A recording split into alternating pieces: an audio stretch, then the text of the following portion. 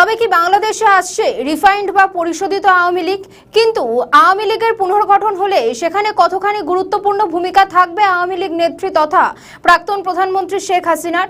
সম্প্রতি এই জল্পনায় উস্কে দিয়েছে বাংলাদেশের একটি ঘটনা।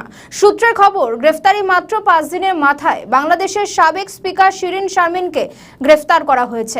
রিফাইন্ড সরকার নিয়ে সম্প্রতি অবস্থান স্পষ্ট করেছেন স্বয়ং শেখ হাসিনা।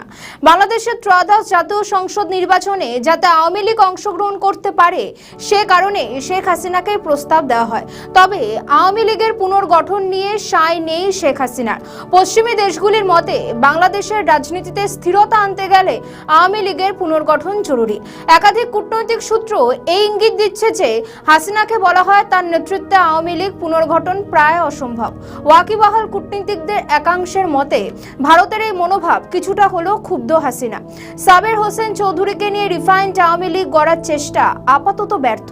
ফলে ঘটনাক্রম থেকে সাবের চৌধুরী অনেকটা নাটকীয়ভাবে থেকে বিদায় নেন।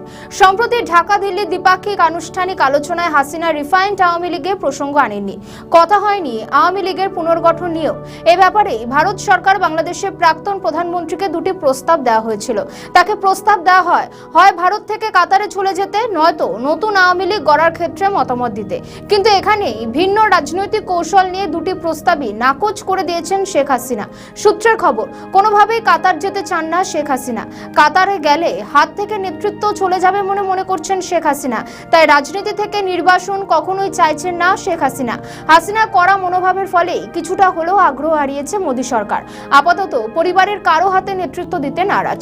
শুরুতে হাসিনা চেয়েছিলেন তার পরিবারের পক্ষে কাউকে দলের নেতৃত্বের দায়ভার দিতে, কিন্তু এই বিষয় নিয়ে আওয়ামী লীগ মহলে ইতিবাচক সাড়া না পাওয়ায় এই পরিকল্পনাও কাজে দেয়নি।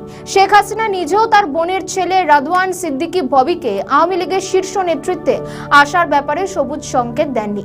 ফলে পরিশোধিত আওয়ামী লীগ গঠনের পরিকল্পনা আপাতত বিষ বাও জলে।